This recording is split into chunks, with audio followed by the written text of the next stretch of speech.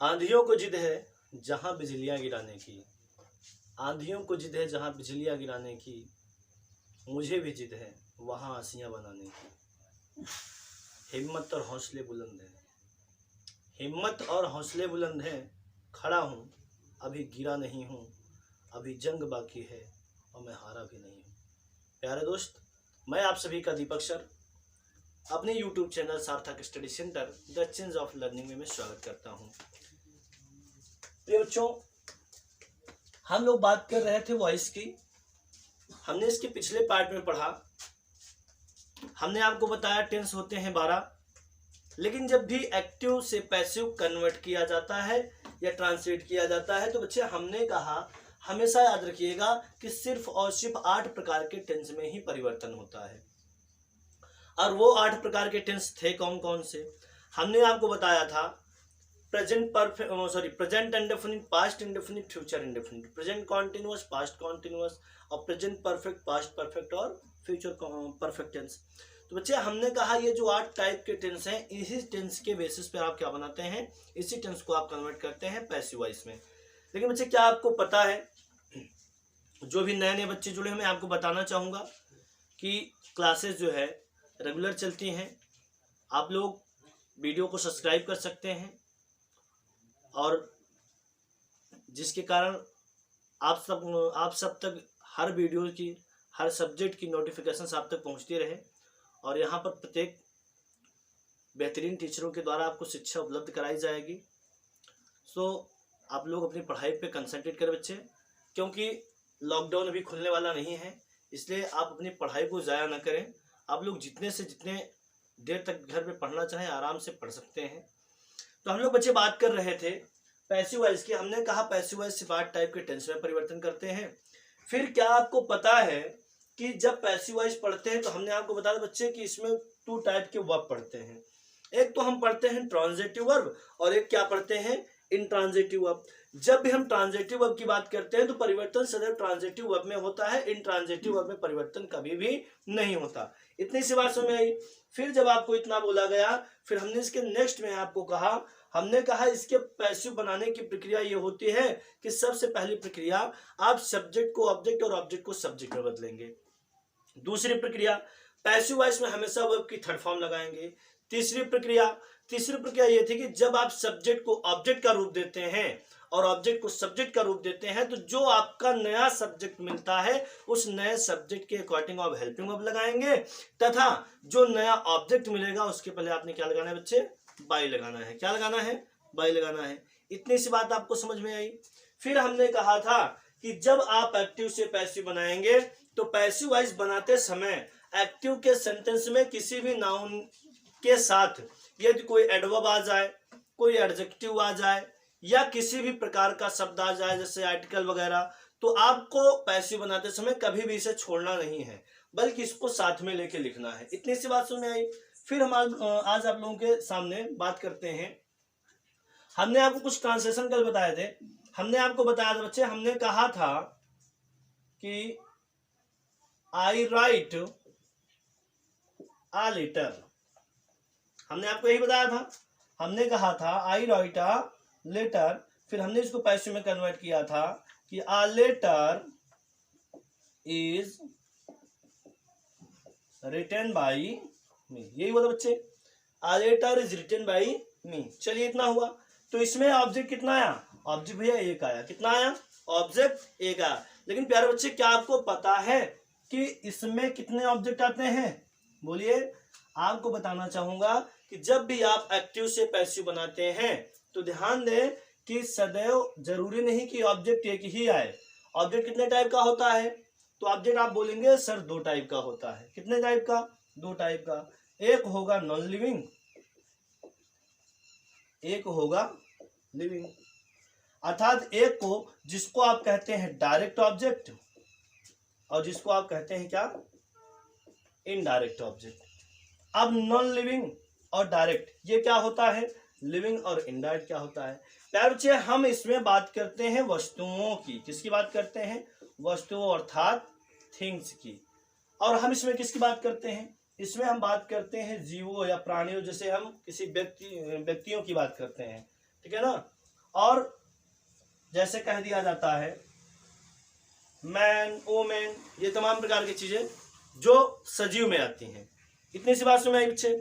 जब इतनी चीजें हुई फिर हमने आपको एक चीज कहा कि आप बना रहे थे पैसिव वॉइस जब, तो आप क्या करते थे, अभी तक आपको पता होगा कि जब दोनों ऑब्जेक्ट एक साथ आते हैं तो आपको बहुत सारे लोग ये कहते हैं कि बच्चे एक काम करो, जो दोनों ऑब्जेक्ट आए हैं आप पैसिव वॉइस किसी से भी बना लो, चाहे आप लिविंग से बना लो या नॉन लिविंग से बना लो। लेकिन बच्चों एक चीज समझ लीजिएगा कि जब किसी भी वाक्य में लिविंग और नॉन लिविंग ऑब्जेक्ट एक साथ आ जाए, फिर से ध्यान से सुन लीजिए, जब किसी भी वाक्य में लिविंग और नॉन लिविंग सब्जेक्ट ऑब्जेक्ट एक साथ आ जाए तो प्यारे बच्चे सदैव याद रखिएगा कि आप जब भी पैसिव वॉइस बनाएंगे आप सदैव कर्ता का रूप किसको देंगे, लिविंग वाले ऑब्जेक्ट को। यदि आपने नॉन लिविंग को सब्जेक्ट का रूप दे दिया तो उस वक्त आपका वाक्य इनकरेक्ट हो जाएगा। ध्यान से देखिए, जैसे मैं कह दूं आपसे, मैं कह दूं I wrote him a letter. क्या बोला गया बच्चे, I wrote him a letter. तो ध्यान से देखिए, इसमें दो ऑब्जेक्ट आए हैं, एक आया है लिविंग, एक आया है नॉन लिविंग। ध्यान से देखिएगा, एक आया है लिविंग, एक आया है नॉन लिविंग। अब बात हम आपसे करें कि बच्चे आप पैसिव वॉइस किससे बनाएंगे, आप लिविंग से बनाएंगे या नॉन लिविंग से बनाएंगे। तो आप कहेंगे कि सर हम किसी से भी बना ले, दोनों सही हो जाएगा। नहीं बच्चे, ऐसा करने पर आपका वाक्य क्या हो जाएगा, गलत माना जाएगा। तो याद रखिएगा, आप जब भी पैसिव वॉइस बनाएंगे सदैव लिविंग वाले ऑब्जेक्ट से बनाएंगे। यदि जब लिविंग का ऑब्जेक्ट नहीं होगा, ध्यान दीजिएगा, जब लिविंग का ऑब्जेक्ट नहीं होगा तब आप नॉन लिविंग से पैसिव वॉइस बना सकते हैं।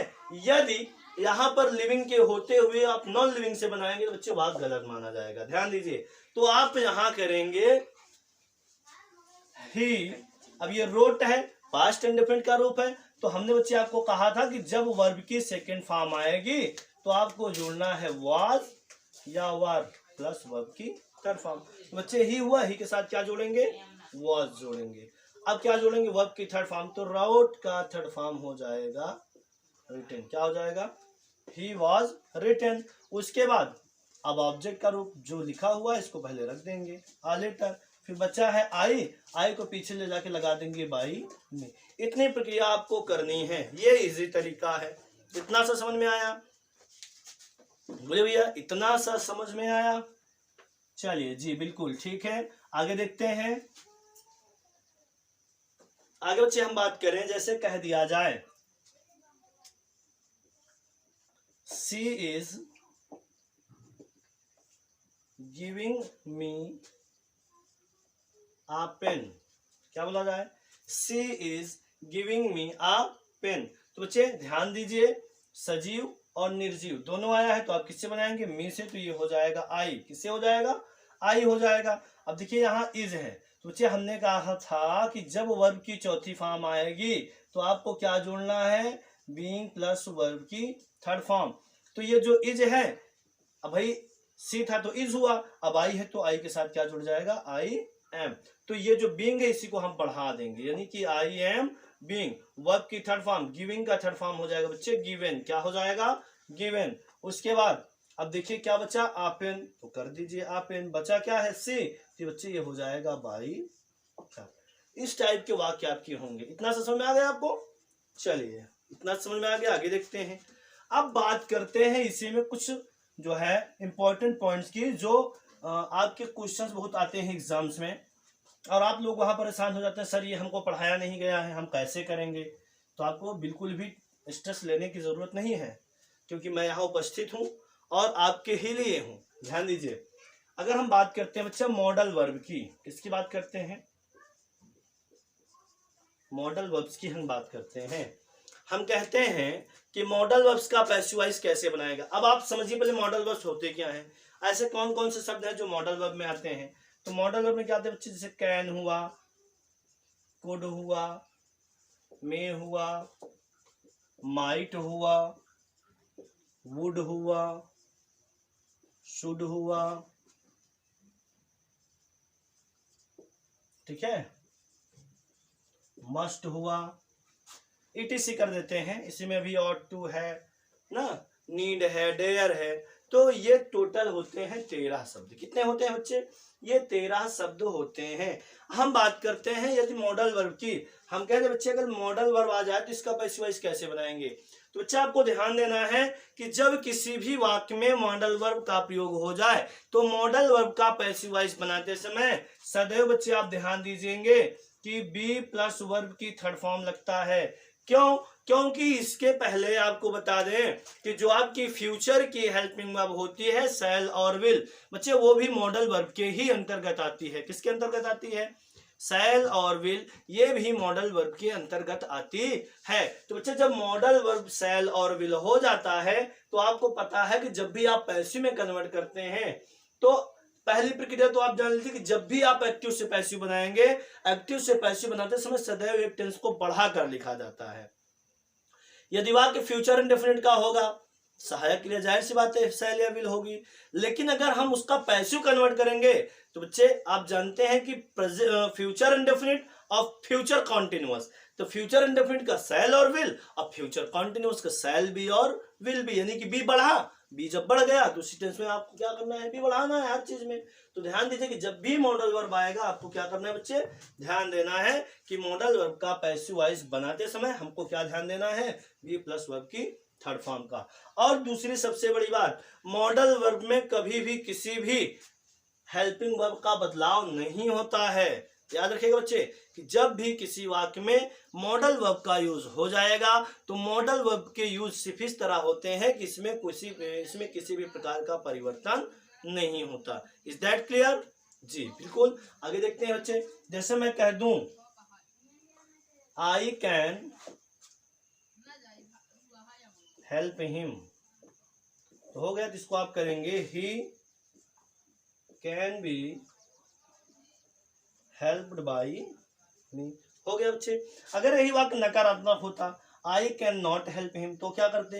ही कान बी, यानी कि he can be, he can not be help by me, इस तरह हो जाता।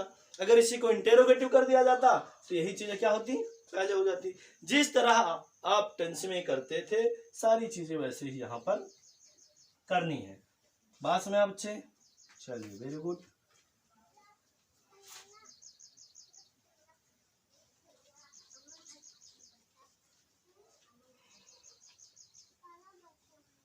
आज के लिए सिर्फ इतना ही, बाकी हम मिलते हैं नेक्स्ट वीडियो में। धन्यवाद।